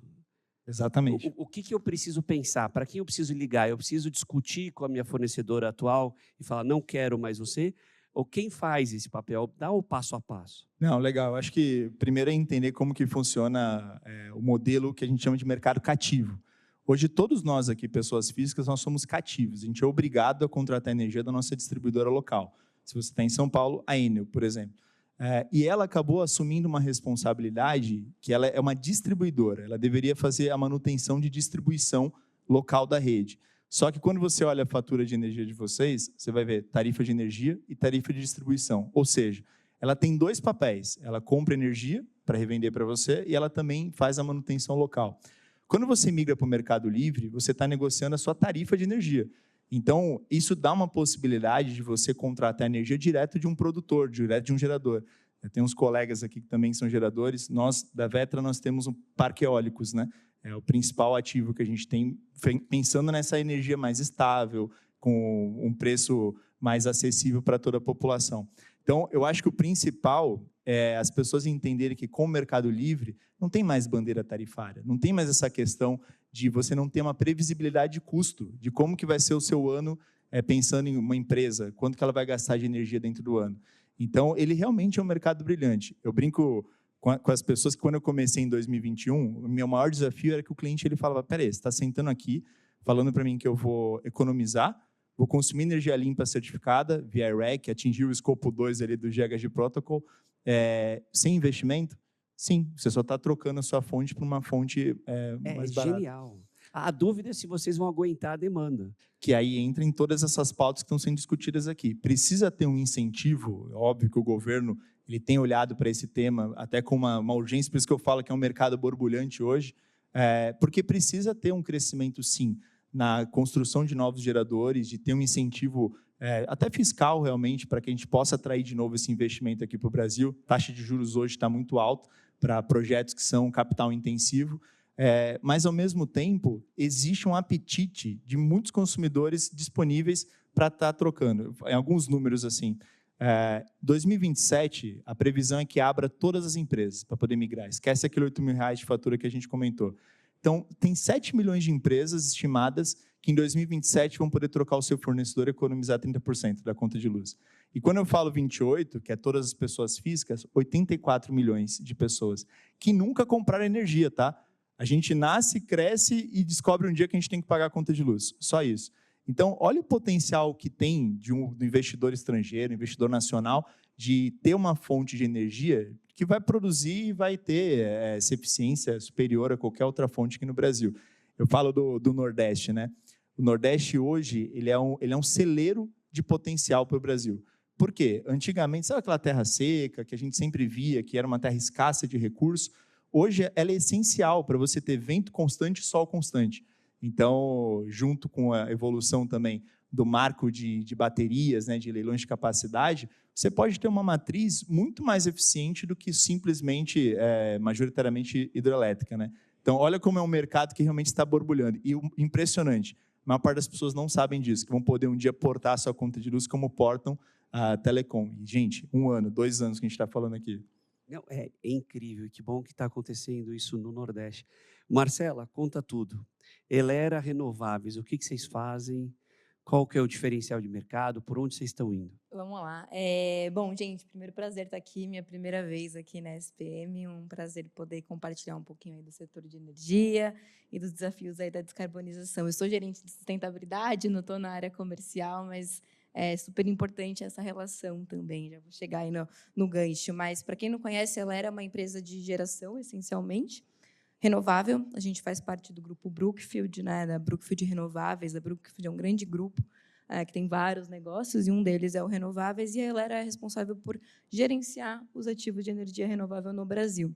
A gente hoje tem hidrelétricas, eólicas e solares, e, no final do ano passado, a gente concluiu aí a expansão do maior complexo solar do Hemisfério Sul e das Américas, que a gente fala, que é em Minas Gerais e em Janaúba. Hoje a gente tem 3,5 gigawatts de potência instalada. E aí, conectando um pouquinho e falando dos nossos desafios de descarbonização e conectando um pouquinho com a fala dele, hoje a missão da Brookfield Renováveis, ela é um fundo de investimento para descarbonização, né? Então, já começa daí, é a nossa missão enquanto empresa. Não é que eu tenho uma estratégia de descarbonização à parte, é o nosso core, né? A gente nasceu para isso. Mas, olhando para a nossa estratégia, eu digo que a gente é dividido ali em 3 frentes. A primeira é olhar para as nossas emissões próprias, né? A gente pensa que uma geradora de energia renovável, o que a gente tem de emissão, né? É claro que as nossas emissões são baixas comparado aos outros setores, mas a gente tem, sim, ainda emissões fugitivas, derivadas ali de gases refrigerantes, o SF6, que é tão usado, né, em parques solares e que a gente tem que cuidar dele. A gente fez uma obra enorme para construir Janaúba e a gente teve uma supressão de vegetação, sim, ali. Então, tem todas as emissões do nosso escopo 1 e 2, que é um cuidado nosso, e que a gente tem um plano de mitigação para descarbonizar, né? Janaúba, a gente fez um redesenho do projeto para que fosse evitada a supressão de vegetação do projeto inicial. Com isso, a gente chegou a mais ou menos 82 mil toneladas de CO2 evitadas, né? Remodelando ali o projeto. Então, assim, são várias iniciativas que a gente foi conquistando, né, no último ano. Mas, com certeza, né, quando a gente fala de descarbonização, o nosso maior nó é o escopo 3. Né? A Laura estava falando muito disso. E aí a gente fala de todos os bens de capital, né, que são os nossos grandes componentes. Então, a turbina, as placas solares, de onde vem isso, né, quem são os fornecedores, para onde a gente envia. Na construção de Janaúba, a gente teve um descarte de quase 500 módulos que estavam avariados. 500 módulos 500 módulos solares. Painéis, né? Painéis. Que estavam avariados. E aí a gente parou para se perguntar para onde que vai isso agora, né? E pouco se tem tecnologia para isso. No fim, a gente conseguiu, né? Fizemos parcerias para que esse módulo fosse, de fato, reciclado, mas senão ele ia ficar em aterro, né? Ocupando espaço, gerando emissão e tal. E aí a terceira frente, né? Então, a primeira são nossas emissões próprias, a segunda são os nossos fornecedores, e a terceira é a descarbonização dos nossos clientes. E a nossa grande aposta é justamente um produto que a gente chama de autoprodução. Autoprodução é quando a gente faz uma parceria de longo prazo com esses clientes. A gente diz que é quase que um casamento. E Janaúba é um grande exemplo, né? Nesse parque solar, quase a maioria dos nossos contratos são via autoprodução. O que significa? Esse cliente ele vira um sócio, né, desse parque. Então, ele tem ali a energia garantida, ele não precisa ir lá no mercado comprar, ele tem a energia garantida via nossos contratos, ele consegue baratear os custos, e ele está junto com a gente em toda operação desse parque, né? Então, dos nossos projetos socioambientais, nos nossos ganhos de eficiência, nas nossas reduções de emissões. Então, ele entra para a gente como parceiro nessa transição energética que eu digo sustentável, né? Não adianta a gente só gerar energia renovável, mas a gente tem que fazer ela de uma maneira sustentável. Marcela, abre um pouquinho esse conceito. Então, vocês procuram a empresa, a indústria, avaliam a demanda dela futura e montam esse projeto tailor-made para a empresa, colocam ela como investidora, ela participa no lucro do projeto? Exato. A empresa ela atua, é um produto sob medida, né? Não sou eu aqui do comercial para dar todos os detalhes, mas é um produto sob medida, são contratos de longo prazo. Então, é uma empresa que já está no Mercado Livre, né? Então, ela consome um valor ali de megawatt alto, que ela pode entrar com essa parceria junto conosco. E ela passa a ter uma parte daquele parque, né? Então, o Janaúba tem aí 1,6 giga, né, de capacidade, e aí a empresa, dependendo do qual é a demanda dela mensal, ela vai ter alguns ativos, né, dentro daquele parque. Marcelo, um ponto nesse leque de investimento de vocês. Vocês estão considerando produção offshore ou é só onshore? Para que estados vocês estão indo? Você falou de Minas. Mas onde vocês estão presentes hoje, colocando dinheiro, investindo? A Elera só não está no norte, a gente está em todos os estados aí do país e bem diversificado, né? A gente tem 111 ativos hoje e 30, 30, 30, vai, 33, 33, 33 hidros, 33 eólicas, 33 solares, quando eu falo de ativos, né? Não de complexos, que tem uma diferença. Então, a gente está em todas as regiões justamente por conta do recurso, né? A gente depende totalmente do recurso natural. Então, a gente precisa ter fontes diversificadas em lugares diferentes para expor menos aos riscos climáticos que estamos aí enfrentando, né? E o offshore não é algo a curto prazo, né, que a Elera tem pensado, até porque eu acho que a gente ainda tem até um potencial onshore ainda grande a explorar, né? Felipe, próximos passos, futuro. Para onde vocês estão indo com essa expectativa enorme de investimento? Aonde vocês vão chamar capital? O que vocês estão imaginando para o futuro, para fechar o painel? Eu vejo que assim, o primeiro ponto, até falando de risco climático, A gente estava conversando antes que o Mercado Livre ele também é uma forma de você democratizar acesso à sustentabilidade para diversas empresas. Via REC, tem muita empresa que, com a compra no Mercado Livre, ela acaba atingindo, de novo, o escopo 2 dela completo por conta disso. E sustentabilidade, ela deixou de ser marketing nas empresas. Ela começou a entrar numa visão estratégica de negócio. Uma empresa que ela é mais sustentável, que nem a gente viu aqui os nossos colegas, ela também ela é mais eficiente, ela pensa mais nos recursos de forma otimizada, como a gente está vendo aqui de diversas iniciativas que os grupos têm feito. No nosso grupo, na Vetra, a gente tem um roadmap ali de expansão onshore e híbrida dentro dos parques. O que significa? Você vai ter lá a fonte eólica e solar e as baterias, que é um mercado também que está super aquecido no mesmo parque. Por quê? A gente até escutou num painel anterior aqui que a maior dificuldade hoje na rede é a estabilidade da rede. Por quê? Se são fontes intermitentes mais baratas, né, e constantes, mas que você não consegue armazenar essa energia, você, infelizmente, você acaba suscetível também a ter o consumo e a geração em momentos diferentes. O maior pico de consumo no Brasil é no fim do dia, quando as pessoas estão indo para casa, estão voltando dos seus trabalhos. E o maior pico de geração é quando o sol está lá em cima, no auge, ali na hora do almoço, por exemplo. Então, exige sim uma diferenciação de você pensar em projetos híbridos e considerando já as baterias como uma forma de armazenamento e estabilidade de rede, qualidade, entre outras coisas. No Brasil, o Ministério de Minas e Energia ele tem feito um programa geral de transição energética, que passa pela abertura do mercado, que passa até por um ajuste na tarifação e incentivo que existe no Brasil. A gente está falando de autoprodução aqui, por exemplo, que foi uma iniciativa que subsidiou muitas grandes empresas a terem uma fonte mais barata e poderem expandir suas fábricas, suas produções.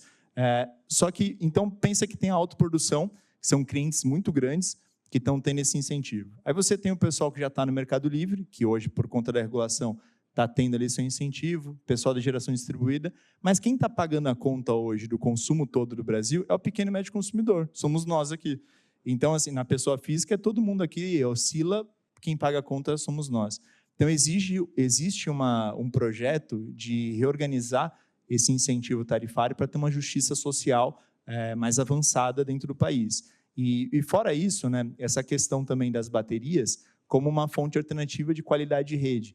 Então, o leilão até de reserva de potência que estava programado agora, ele foi cancelado muito em função de ter essa pauta mais avançada de abertura do mercado, entre outras coisas, mas é um tema que, nesse ano, com certeza a gente vai ver voltando aqui em alta, até porque a COP no Brasil, eu entendo que ela acelera esses negócios, onde vem o capital estrangeiro para cá. A gente falou, por exemplo, de hidrogênio verde. O Ceará ele era dito como o melhor lugar do mundo para você produzir hidrogênio verde. Por quê? Você tem o Porto de Pecém, que já tem toda a infraestrutura para você fazer a exportação de hidrogênio, porque ele é totalmente inflamável. Você tem um projeto de exportação offshore. Assim. Então, no meio do mar, o navio abastecido ele nem encosta na costa ali do porto.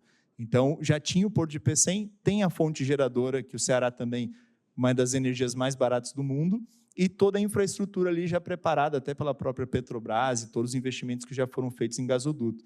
Então, olha que tipo de iniciativa que quando o pessoal vem para cá, vem para uma COP, ele pode olhar para o Brasil e falar, cara, o Brasil é o celeiro de energia do mundo. Ele vai ser o maior potencial de transição, seja de sustentabilidade, seja econômico, do que a gente tem visto aqui nos últimos anos. Então, eu falo que o capital estrangeiro, quando ele vem para cá, para o Brasil, ele vem pensando em transição energética, em como é que ele pode fazer para construir mais projetos, como é que ele pode fazer para que o Brasil tenha essa fonte cada vez mais limpa e mais estável dentro da rede. Não, genial, o potencial é enorme. Marcela, para fechar com você, você falou de sustentabilidade, mas vamos falar um pouco de socioambientalismo. O Felipe trouxe a questão da justiça climática, COP, expectativas futuras. Para essa justiça climática, o que você imagina? E o presidente da COP fala que essa é a COP da implementação. Tem que lembrar que a gente tem que estar animado para a próxima também, que é na Austrália, para a próxima, e para a próxima não é só porque é em Belém.